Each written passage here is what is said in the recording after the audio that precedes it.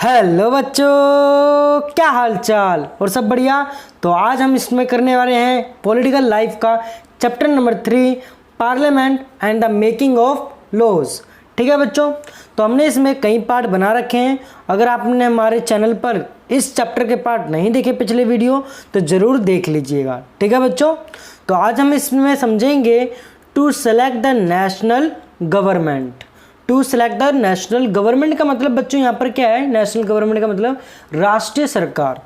तो राष्ट्रीय सरकार का चुनाव करना, अब ये चुनाव कैसे होता है उसके बारे में हम समझेंगे। पूरी वीडियो में बने रहिएगा, आपको बहुत ही अच्छी तरीके से समझ में आएगा। ठीक है बच्चों, अगर आप हमारे चैनल पर पहली बार आए तो ज़रूर चैनल को सब्सक्राइब करके बेल आइकन दबाना ना भूलना, क्योंकि हम रोज़ सुबह 9 बजे हर रोज़ एक वीडियो अपलोड होती है। ठीक है बच्चों, हमारे चैनल पर विक्रम सर क्लास 8 पर। तो चलिए स्टार्ट करते हैं। To select the national government, parliament of India consist of the president and Rajya Sabha and Lok Sabha. मतलब भारतीय संसद में राष्ट्रपति और 2 सदन होते हैं, जिसमें राज्यसभा और लोकसभा। ठीक है बच्चों, क्या होता है बच्चों? Rajya Sabha and Lok Sabha. After the Lok Sabha elections a list is prepared showing how many MPs belong to each political party. अब लोकसभा चुनाव के बाद सांसदों की एक सूची बनाई जाती है। यहाँ पर सांसदों का मतलब क्या बच्चों? एमपी की। ठीक है, member of parliaments. Member of parliaments की बच्चों एक लिस्ट बनाई जाती है। ठीक है बच्चों, एक लिस्ट मतलब एक सूची बनाई जाती है। For a political party to form the government, they must have a majority of elected MPs. Since there are 543 elected plus 2 Anglo-Indian nominated members in Lok Sabha, to have a majority, a party should have at least half the number, that is 272 members or more. मतलब बच्चों यहाँ पर बोला गया है कि इससे पता चलता है कि किस राजनीतिक दल के कितने सांसद हैं। यदि कोई राजनीतिक दल सरकार बनाना चाहती है, मतलब कोई भी पार्टी हो गई सरकार बनाना चाहती है, पॉलिटिकल पार्टी हो गई जो गवर्नमेंट बनाना चाहती है, तो उसको क्या चाहिए, क्या ज़रूरत है? तो उसे निर्वाचित सांसदों में बहुमत प्राप्त होनी चाहिए। मतलब उसको कितनी सीटें, सबसे ज़्यादा सीटें मिलनी चाहिए, मेजोरिटी मिलनी चाहिए। ठीक है बच्चों, इलेक्शन में। अब चूंकि लोकसभा में कितने सीटें होते हैं बच्चों? 543 इलेक्टेड होते हैं, मतलब 543 निर्वाचित सदस्य होते हैं, और प्लस 2 एंग्लो इंडियन नॉमिनेटेड, मतलब और 2 मनोनीत सदस्य होते हैं, 2 एक्स्ट्रा। तो 2 एक्स्ट्रा मतलब 545 हो गई है। मेनली 543 होते हैं, बट ये 2 हो गए क्या बच्चों? एक्स्ट्रा हो गई है, नॉमिनेटेड होते हैं ये मेंबर इन लोकसभा। ठीक है, निर्वाचित सदस्य में। अब आगे क्या लिखा है बच्चों? हाँ ठीक है, आगे यहाँ पर लिखा है बच्चों, इसलिए बहुमत हासिल करने के लिए लोकसभा में किसी भी दल बहुमत प्राप्त, मतलब किसी भी दल को कम से कम उसके आधा, यहाँ पर है ना लिस्ट हाफ द नंबर 272, उस नंबर का 543 का आधा, कम से कम कितना? 272 सदस्य होने ही चाहिए। अब संसद में बहुमत प्राप्त करने वाला दल या गठबंधन का अंग नहीं होने वाले सभी राजनीतिक दल विपक्षी दल कहलाते हैं। ठीक है बच्चों, अगर कोई एक पार्टी जीत जाते हैं, यहाँ पर लिखा हुआ है the position in parliament is form by all the political parties that are not part of the majority party coalition formed. The largest among these parties is called the opposition party. मतलब क्या है इसमें बच्चों? अगर कोई भी संसद में बहुमत प्राप्त कर लेता है और उस करने वाले दल या गठबंधन का अंग नहीं होता, मतलब क्या बोला बच्चों यहाँ पर? कोई भी जैसे कि पार्टी बनी है, इलेक्ट हुई है, वो जीत गई है इलेक्शन, अगर वो बहुमत में नहीं है, मतलब गठबंधन में नहीं है और किसी की पार्टी के हाथ में नहीं है, अंदर नहीं है, तो सारी जो पार्टियां होंगी वो उनको क्या कहेंगे? हम अपोजिशन पार्टी कहेंगे। ठीक है बच्चों, क्या कहेंगे इसको? हम अपोजिशन पार्टी। अब जैसे कि बीजेपी सरकार अभी इलेक्टेड है, अब उसी प्रकार से जो दूसरी भी कोई भी सरकार होगी वो उसके क्या हो जाएगी बच्चों? अपोजिशन पार्टी कहलाएगी। ठीक है बच्चों, तो आगे पढ़ते हैं हम।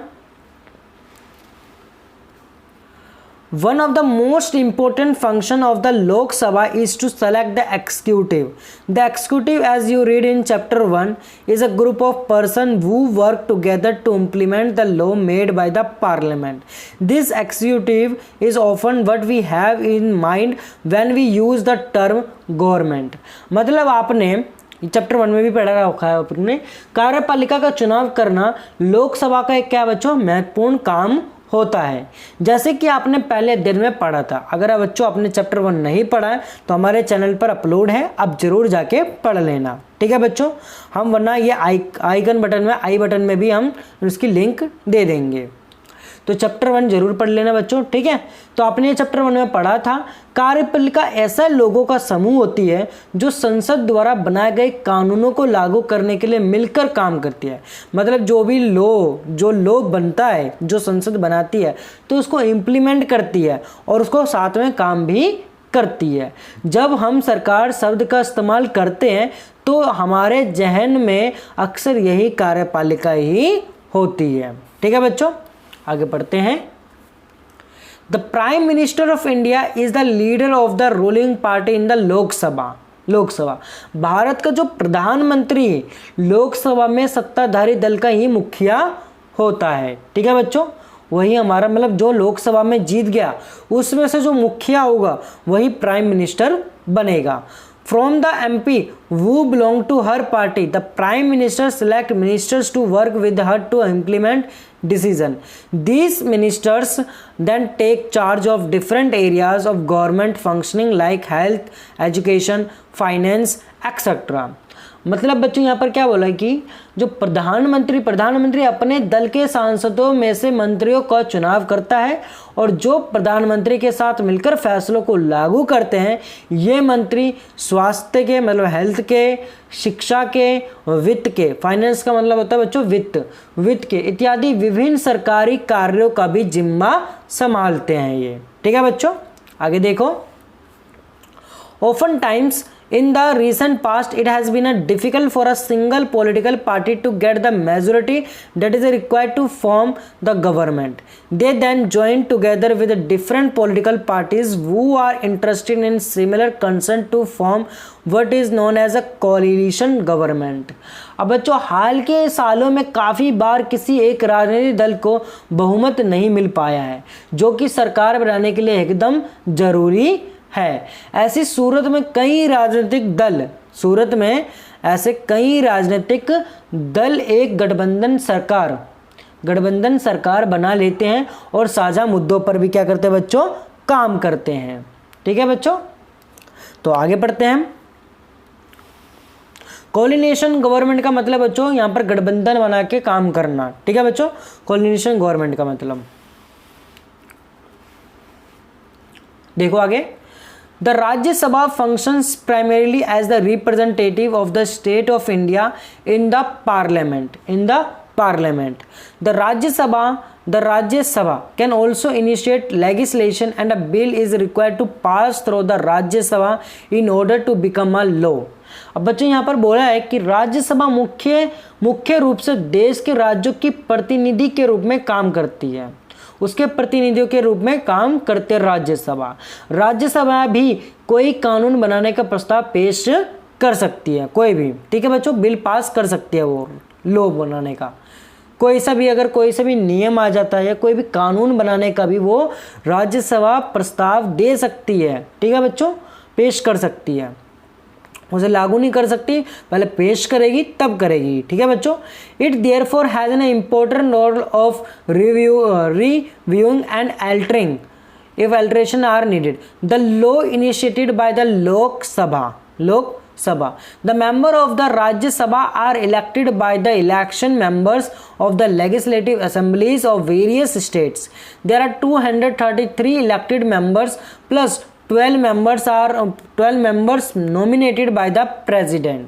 बच्चों यहाँ पर बोला गया है कि यहाँ पर किसी भी विधायक को कानून के रूप में लागू करने के लिए ये जरूरी है कि उसे राज्यसभा की भी मंजूरी मिल चुकी हो, ठीक है बच्चों, उसको राज्यसभा की भी क्या मिल चुकी हो, मंजूरी, कि हाँ ये कर सकता है, ठीक है।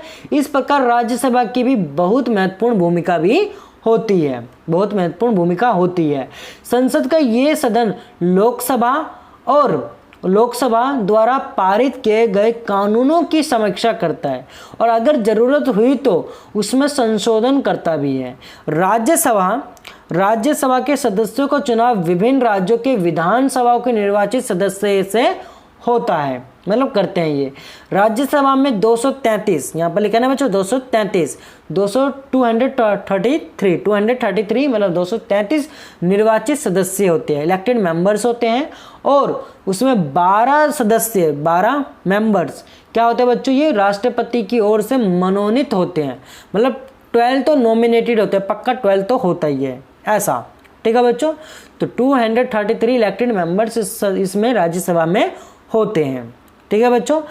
लोकसभा में कितना था 543 और 2 प्लस नॉमिनेटेड, और राज्यसभा में कितना है बच्चों 233 and plus 12 members nominated by the president, ठीक है बच्चों। आई होप आपको ये चीज़ समझ में आ गई होगी to select the national government के बारे में। तो आज की वीडियो के लिए बस इतना ही रहने देते हैं बच्चों।